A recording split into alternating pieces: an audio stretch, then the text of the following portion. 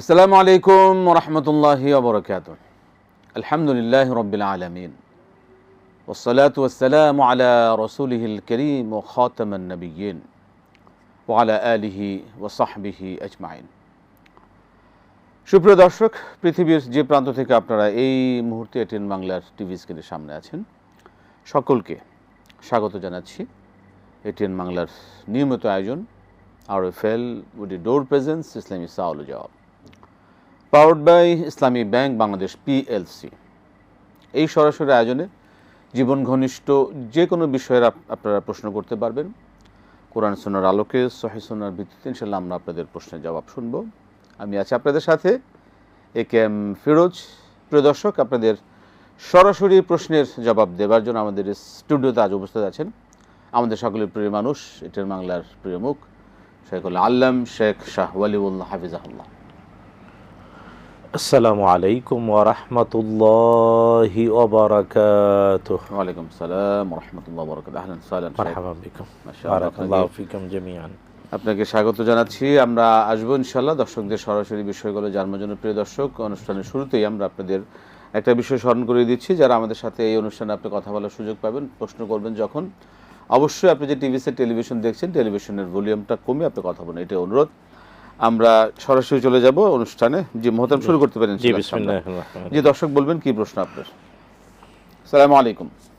আসসালামু আলাইকুম আসসালাম ওয়া রাহমাতুল্লাহ। জি আব্দুল জব্বার বলছিলাম পাবনা থেকে। আব্দুল জব্বার সাহেব বলুন। আপনাকে ধন্যবাদ, আমার প্রিয় শায়েখ অতিথি সাহেবকে। আমার প্রশ্নটা আঙ্কেল আপনাকে গতকাল বোঝাতে পারি নাই। আমি বলেছিলাম যে অনেক নবীরাও আফসোস করতে যে নবী না হয়ে যদি শেষ নবীর উম্মত হতেন, কিন্তু ওই সাহেবকে বোঝালেন যে মানুষ নবী হওয়ার দাবি করছে। এটা আসলে আমার বোঝানি ভুল হয়েছিল, মাফ করবেন।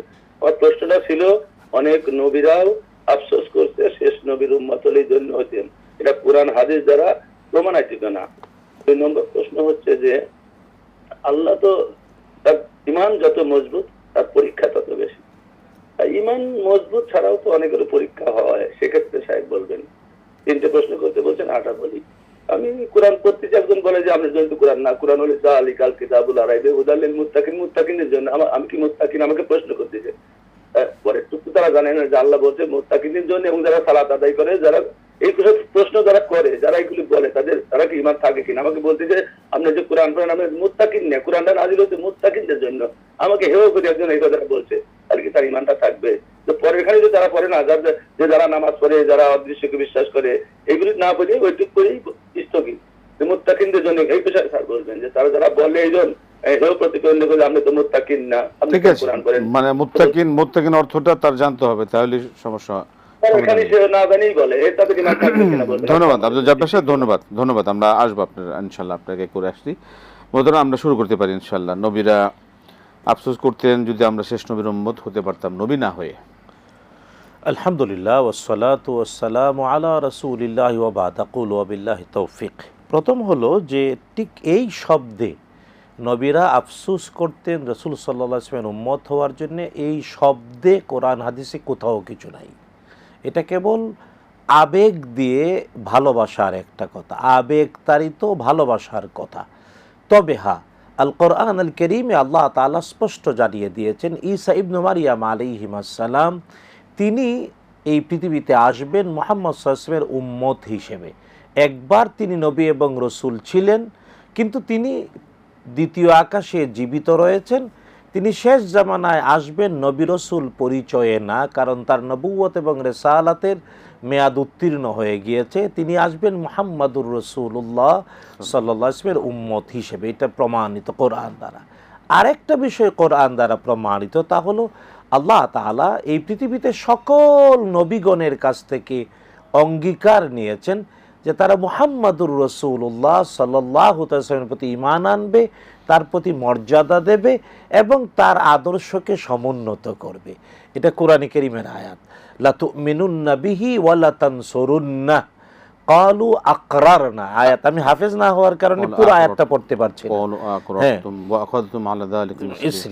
আল্লাহ তাআলা সকল নবীগণের কাছ থেকে অঙ্গীকার নিয়েছেন এবং নবীরা এই ব্যাপারে অঙ্গীকারাবদ্ধ যে তারা লা তুমিনুন্না বিহি ওয়া লা তানসুরুন্না, যে অবশ্যই তারা মোহাম্মদ সাল্লাল্লাহু আলাইহি ওয়াসাল্লামের প্রতি ঈমান আনবেন, ঈমান এনেছেন এবং তার সাহায্য করবেন।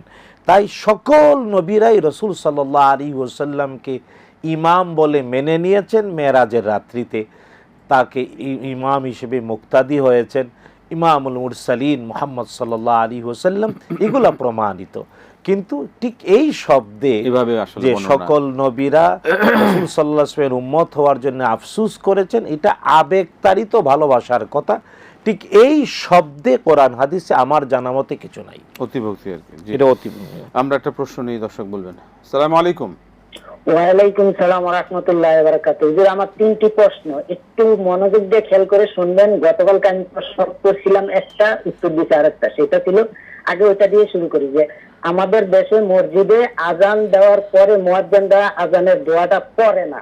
আমরা জানি যে আজানের দোয়া অনেক ফজিলত আছে, কিন্তু আমি একজনকে জিজ্ঞাসা করছি, আরে বললো কি এইভাবে যদি পড়ি এটা বেদাত হবে। এইটা হলো মানে প্রথম গতকালকে। আজকের 2টা প্রশ্ন হলো, হুজুরের গত সপ্তাহে তিন কুলের ব্যাপারে একটা ব্যাখ্যা যে দিয়েছিল, যে মশলা দিয়েছিল, আর রশিদ সাহেব যে দিয়েছিল, এটার ভিতরে একটা গাবলা লাগবে, এটার জন্য আজকে ক্লিয়ার করে দেয়। গাবলাটা হলো, আমি মদিনা শরীফে দেখছি 5 ওয়াক্ত নামাজেই একবার করে পড়ে, 5 ওয়াক্ত নামাজে একবার করে পড়ে, আর হলো 3বার করে পড়ে হলো, সেটা হলো ভিন্ন আমল, সেটা হলো সকাল সন্ধ্যা আর শোয়ার সময়। আর হুজুরে বলছে ফজর আর মাগরিবের পরে 3বার। এই রশিদ সাহেব এটার বিপরীত বলছে, যে 3বার পড়ার নিয়ম হলো সকাল সন্ধ্যার হলো আর হলো শোয়ার সময়। আর হুজুরে বলছে, হুজুর বলছে যে ফজর আর মাগরিবের পরে 3বার, বাকি একটা একবার করে। এইটা গাবরারা রাখছে, এটা যাতে ক্লিয়ার করে দেয় হুজুরে। আর তৃতীয় প্রশ্ন হলো আমার, সূরা হুজুরাতের 2 নম্বর আয়াতে বলছে, হে মুমিনগণ, তোমরা নবীর কণ্ঠস্বর উপরে কণ্ঠস্বর উঁচু করো না। এটা কি উপস্থিত সাহাবীগণ বা উপস্থিত যারা ছিল তাদের উদ্দেশ্য করে বলছে, নাকি সকল উম্মতের উদ্দেশ্য করে বলছে? এই 3টা প্রশ্ন। আচ্ছা, ঠিক আছে। জি মোহতারাম, আমরা আসবো আপনার কাছে আবারও। এই অনেক প্রশ্ন জমা হয়ে গেল, কিন্তু একটা বিরতিতে যেতে হচ্ছে, এসে ইনশাল্লাহ আমরা সকল প্রশ্নের জবাবে শুনবো। প্রিয় দর্শক, আপনারা দেখছেন RFL woody door presence Islami সাওলাজা, powered by Islami bank Bangladesh PLC। সময় হলো একটি বিরতি নেবার, ফিরে আসছে আবার বিরতির পরে ইনশাআল্লাহ।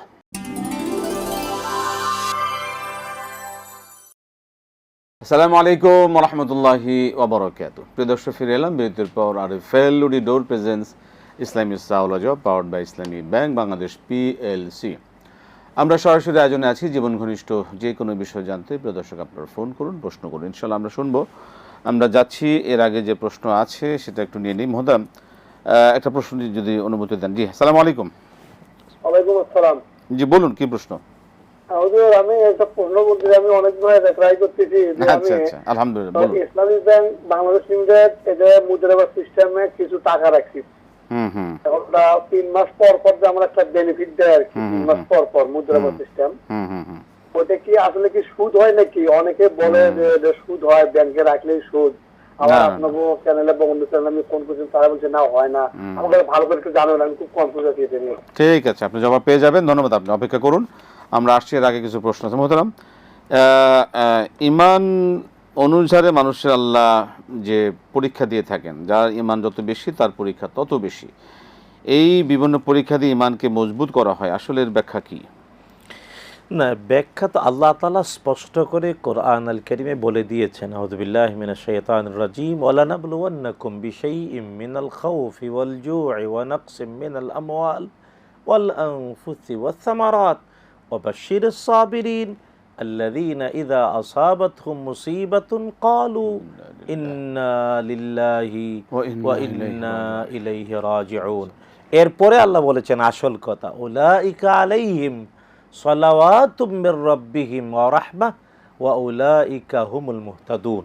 আল্লাহ তাআলা ঈমানদারদেরকে যে পরীক্ষা করেন, অল্প ক্ষুধা, অল্প দারিদ্র্য, অল্প ভয়, অল্প ফল ফসল আর জীবনের ক্ষতি দিয়ে, এর দ্বারা যদি তারা পরীক্ষা উত্তীর্ণ হয় এবং স্বীকৃতি দেয় নিশ্চয়ই আমরা আল্লাহর জন্যে আল্লাহর কাছেই ফিরে যাব, তো আল্লাহ বলেছেন তাদের জন্য আল্লাহর পক্ষ থেকে শান্তি, দুনিয়া আখিরাত সব জায়গায় ওরাই হলো ওরাই হেদায়েতের উপর প্রতিষ্ঠিত। তাই ঈমান অনুসারে আল্লাহ তাআলা পরীক্ষা নেন হেদায়েতের উপরে সুপ্রতিষ্ঠিত করে দেওয়ার জন্যে এবং উভয় জগতে শান্তিময় জীবনে ধন্য করার জন্যে। আর এই জন্যে আল্লাহর পরীক্ষায় সবসময় বলতে হবে ইন্না লিল্লাহি ওয়া ইন্না ইলাইহি রাজিউন, আমরা আল্লাহর জন্য আল্লাহর কাছেই ফিরে যাব। তবে হ্যাঁ, আল্লাহ তাআলা যাদের ঈমান নাই তাদেরকেও কিন্তু দুনিয়াতে পরীক্ষা করেন। এই পরীক্ষা দুই দিক থেকে। কিছু পরীক্ষা হয় আল্লাহ তাআলা ঈমানদারকে এবং ঈমানবিহীন দুই ধরনের লোকজনকেই পরীক্ষা করেন, যাতে তারা ঈমানের দিকে ধাবিত হয়, ঈমানের উপরে অটল থাকে। পরীক্ষা দ্বারা প্রমাণিত হবে সে সত্যিই ঈমানদার কিনা নাকি ফেক, অথবা মানে কি বলবো আমরা, মানে প্রকৃত ঈমানদার না এমন। যে কারণে হাদিস বলি, আমাদের পৃথিবীতে অনেক মানুষ আছে না যারা জন্মান্ধ, জন্ম বুবা অথবা বিবেকহীন, একেবারে বলে না আমাদের দেশে কি বলে না, যে একেবারে প্রতিবন্ধী, একেবারে আজন্ম প্রতিবন্ধী আছে, অন্ধ আছে, বিবেক মানে একেবারে বুবা আছে। তো এরা যারা দুনিয়াতে সুস্থ বিবেক নিয়ে জন্ম নেয় নাই, কিয়ামতের মাঠে যখন বিচার হবে তখন তাদের জন্য কি হবে রাসূলুল্লাহ সাল্লাল্লাহু আলাইহি ওয়াসাল্লাম জানিয়ে দিয়েছেন। কিয়ামতের মাঠে আল্লাহর বিচারের মুখোমুখি হয়ে এদের অনেকেই হয় বলবে, তুমি যদি আমাকে পূর্ণ বিবেক দিয়ে দিতা, তুমি যদি আমাকে পূর্ণ সুস্থ করে দিতে, তাহলে আমি তোমার সত্যের উপরে প্রতিষ্ঠিত থাকতাম, অন্যায় দিকে আমি অন্যায় বা শয়তানের অনুসরণ করতাম না। আল্লাহ তাআলা তখন কিয়ামতের মাঠে বলবেন, ঠিক আছে, এখনই তোমাদের জন্য পরীক্ষা। যারা দুনিয়াতে অন্ধ, বুবা, বিবেকহীন, প্রতিবন্ধী ছিল তাদেরকে কিয়ামতের মাঠে সামনে দৃশ্যমান দেখা যাবে প্রজ্বলিত আগুন।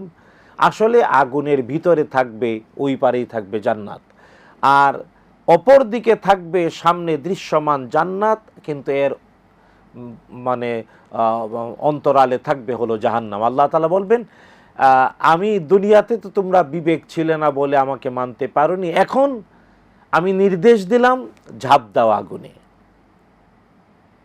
তো আল্লাহ তাআলার নির্দেশ যারা পালন করবে ওরা জান্নাতে চলে যাবে, দেখবে প্রজ্বলিত আগুন, কিন্তু আসলে এর ভিতরে হলো এটা হাদিস, রাসূলুল্লাহ বুখারী মুসলিমের বিশুদ্ধ হাদিস, কতটা পালন করে, হ্যাঁ, হুকুম কতটা পালন করে, এই পরীক্ষা কিয়ামতের মাঠেও হবে। তো যারা মানবে না তারা দেখবে না ভালোটায় যায়, কিন্তু যাবে বাঁচবার জন্য চেষ্টা করবে, বাঁচবার জন্য আল্লাহর হুকুমকে অমান্য করবে। এই জন্য দুনিয়াতেও আল্লাহ তাআলা উভয় প্রকার মানুষ, ঈমানদার ঈমানবিহীন, সবাইকে পরীক্ষা করেন ঈমানের উপরে অটল আছে কি না। দ্বিতীয়ত যারা ঈমানদার তাদেরকে আল্লাহ পরীক্ষা করেন ঈমানের মর্যাদা বৃদ্ধি করার জন্য। আমরা জবাব পেয়ে গেছি, আমরা আবারও আসছি একটা বিরতির পর ইনশাআল্লাহ। প্রিয় দর্শক, আপনারা দেখছেন RFL door presence Islami সাওলজা powered by Islami bank Bangladesh PLC। আবারও সময় হলো বিরতি নেবার, আমরা ফ্রি আসছি আবার বিরতির পর ইনশাআল্লাহ।